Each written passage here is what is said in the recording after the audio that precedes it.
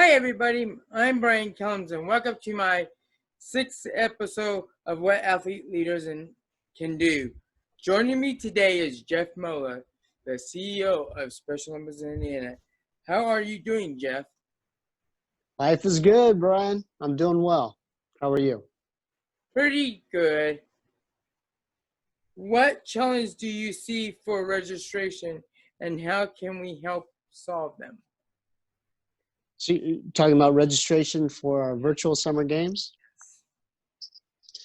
The registration process should actually be easier than when we have summer games in person. So it's just a matter of tracking who's participating after the fact more so than needing to know who's going to do it before it all begins. So it's created in such a way that an athlete can join at any time. So they don't on June 12th, they don't have to be registered. And if they don't start doing any of the sports and fitness until later on, then that's all fine. It's up to them when they want to start. So should be a lot simpler than most years. That's good. What has been the hardest part about planning a virtual summer games? It's a great question, Brian. I'll tell you that doing Special Olympics this way is the hardest thing we've had to do.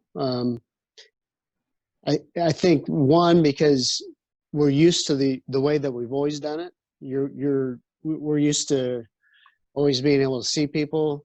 We've got a tradition of how we plan, a tradition of how we're used to it. And so whenever you do an event for the very first time, it's always difficult.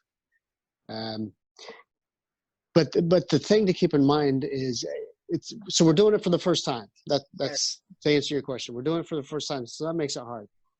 Second is when we plan for a new event, we usually start planning for that new event a year in advance, because we kind of map out what we want to do, and then you really start to get into the details of the event about 6 months in advance. This thing, we've had less than 2 months to plan for it, and so that makes it really hard. So doing it for the first time and then having a lot less time than you're used to in planning a new event. So you add those two things together, and I think our staff's working a lot harder than we ever have before because of all those factors. And then we can't go out and see people. We're relying completely on Zoom, email, phone calls, when sometimes we can see people face to face. And then I would assume that our county programs are facing the same thing, because they're used to seeing their athletes at least once a week, and now they can't do that either. So it's a lot of work. We're ready, though. I think we're ready for June 12th. We've got a few more things to work out, but we're ready. Do you think this will affect future summer games? How, if so? Man, you gave me all your questions ahead of time, and I love all of them. I like this one in particular because I'm going to give an answer. So if you were to ask that question again, will it affect future summer games? I'm going to give you an answer that I hope it does.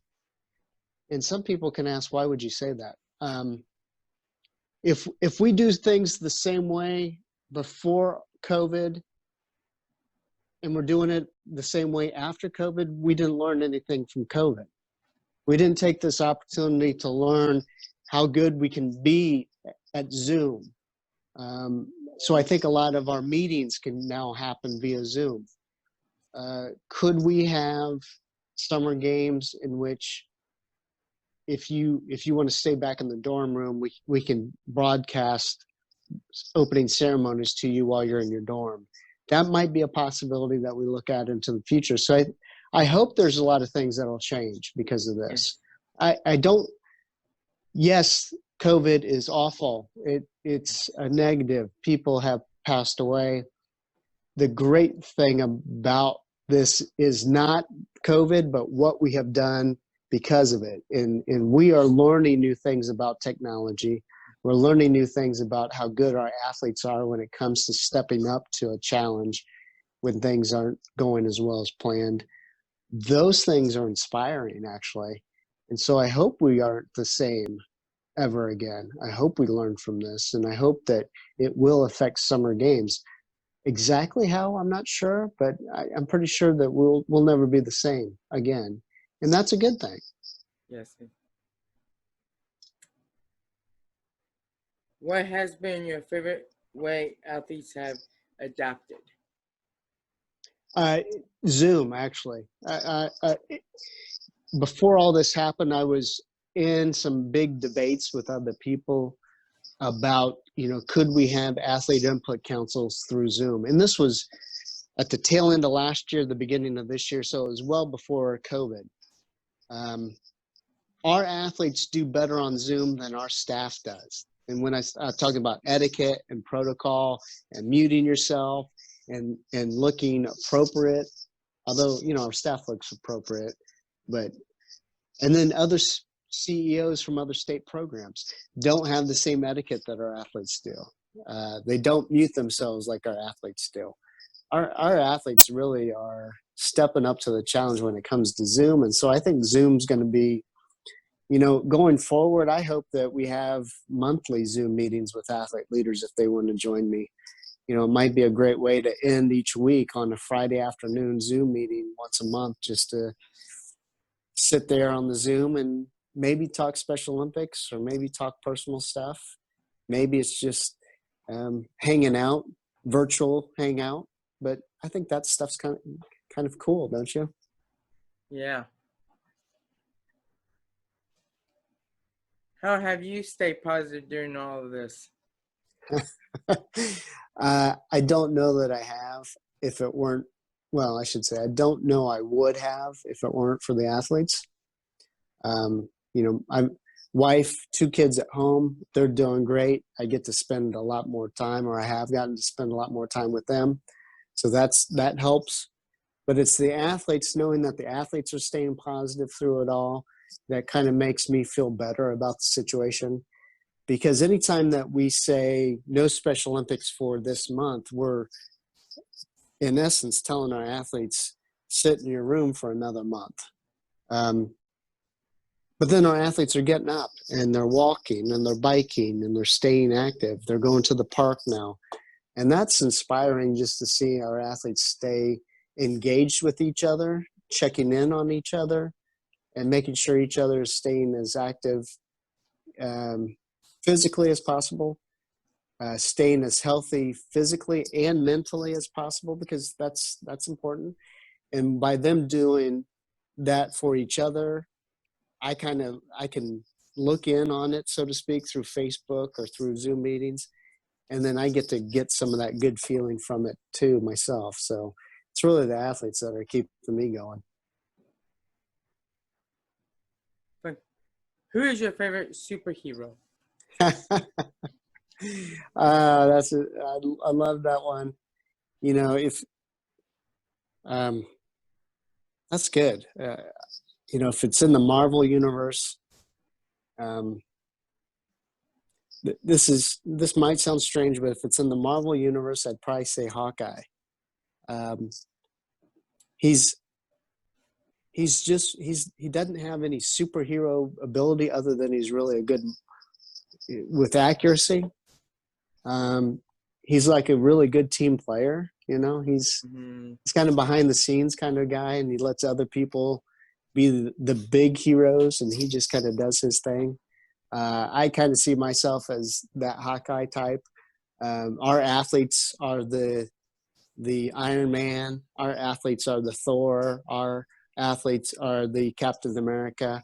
And I just kind of sit in the background and let them shine, because that's what we're supposed to do.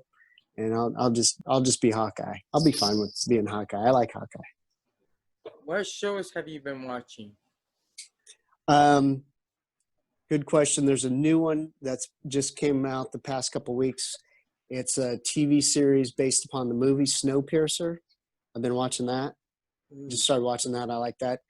Also, through the quarantine, my wife and I became members of the CBS All Access app. And so we've been into the Star Trek Discovery series. Season 3 will be coming out here soon. So we're catching up on that. And then I revisited a show that I loved when it was first out, and that was the Battlestar Galactica. Oh, And so I've been rewatching a lot of those episodes. So really kind of those three, although I still watch a lot of other things here and there, but really Snowpiercer, Battlestar Galactica, and Star Trek Discovery. yeah. It sounds like I watch a lot of TV. I don't watch all that much, but when I do, it's usually one of those three. What can athletes do to help things go smoothly? For summer games, it's about getting the word out. So it's helping us promote the virtual law enforcement torch run on June 12th. It's helping us promote the virtual opening ceremonies again on June 12th. It is promoting the sport and fitness challenges that'll take place from June 13th to July 20th. And it's helping us promote the virtual closing ceremonies on July 25th. So just getting the word out. So whenever we post something, if we can get the athletes to forward it on, to repost it, and to get the word out, we would appreciate that. If we do all this work for 100 athletes, that's 100 athletes that are going to benefit and be engaged and active. But there's a lot more that can do it if you guys help us get the word out. Mm-hmm. I'm hoping that we get thousands of people involved. Yes. How did they pick the theme for this year's summer games? Very good question. The whole thing, and I see it's in your background there. So it's a lot of just listening to the feedback over the past couple of months from our athletes. The state in a lot of what you heard early on was in this together. So that's kind of the unified idea. We're big into unified sports, as most people know. So in this together, unified, kind of the same idea. Hope is one of the words that I think our athletes have communicated the most to me. And I would also say hope is probably the thing that they've needed to hear from me the most is, have hope. We'll be back soon. I don't know when, but we'll be back soon. So unified by hope is kind of really just us listening to our athletes is where it came from. And then the color scheme is important too because of the purple and the yellow and what those mean. And then finally the bird, the swallow, which is one of the first birds that you see each spring is the swallow. They're usually one of the first ones to come back from the south during migration. And so as we come out of this winter of quarantine, the swallow is going to be this idea of us spring, rebirth, rejuvenation. We're back again. That's where it all came back from, but mostly just us listening to the athletes. Why did they take virtual out of the summer games? I say virtual a lot. It sometimes is confusing. A lot of our athletes were thinking that if you use that word virtual, that means that they have to have internet access, and they do not. A lot of our forms will be paper forms, and they can mark it. There'll be some other things that you can do. You can use technology if you want, but you don't need a smartphone to do summer games this year. You don't need internet access. You don't need a computer. You don't need a laptop. And so we took out virtual because we were using it just to say that we're not in Terre Haute. You're going to do it from home. You're going to do it in your local park. You'll do it virtual. But it was confusing to people, so that's why we took it out. People were thinking too much about technology and virtual together, and that wasn't the intent, so we took it out. How did you like the Xbox virtual gaming event? Loved it. So if people aren't familiar with it, in April, our counterparts in Special Olympics Washington, the state of Washington, which is the home of Microsoft, which created the Xbox, and I have one at home, so I play a lot of video games too. So anyway, they were trying to come up with ways that our athletes could still have competition, not knowing how long the quarantine was going to last. And so we have a good relationship at the national level with Microsoft, and they hosted this. It was through the driving game Forza, And so our athletes competed. We had 4 athletes in Indiana compete against other athletes from across the U.S., and it was a fantastic thing. It was on last Saturday.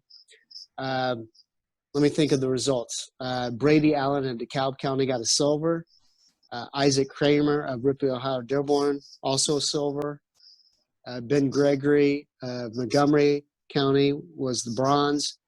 And then Joe Grooms of St. Joseph County up north, was 4th place. And so there were 5 different divisions. We had 2 athletes in the best division, the highest division, and we got a second and a third in that. So it was fantastic. I loved what I saw. There were broadcasters that did the play-by-play as if it were a real race. The broadcasters were high quality. I mean, they were awesome broadcasters. And I was emailing back and forth with the CEO from Special Olympics Washington, and we came to the conclusion early on that, man, we need to do this again. And so it is certainly our hope that that while e-gaming or video games will not take the place of the things that we get from physical exertion through real sports, through live sports, that there is probably a place in the future for Special Olympics when it comes to video gaming or esports. And so I think this is the first step into a long relationship when it comes to esports. And I wouldn't be surprised I certainly hope that this becomes an annual competition. Oh. You going to do it next year? Brian, do you have an Xbox? No, I do not have an Xbox. I have a Nintendo Switch. Okay. I don't know if we're going to get Nintendo on board. We definitely know we have Xbox, Microsoft on board. What about Unified? You know what? That's, of course, we need to do something unified, right? Yep. Yeah.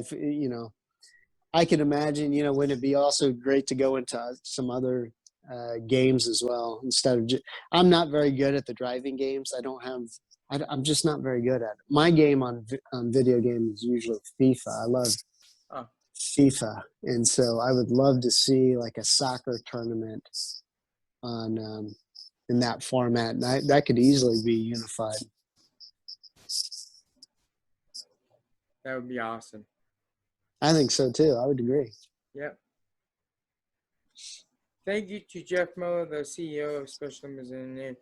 You are so wonderful for coming on my podcast. I will have to have you back on with updates on how things are going. I appreciate it, Brian. Thank you for having me. I thank you for the kind words that you said. Yes, I definitely will be back on again. I would love to. How about you and I make an agreement that next time I join you, I promise that we may have to wait a little while. I don't know, but I promise you next time, why don't I come on when I've got good news to share about us getting back together again in person.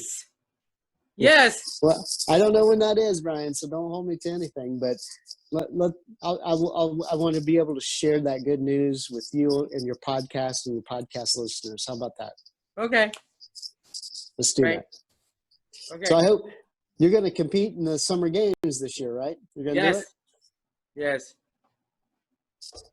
Awesome.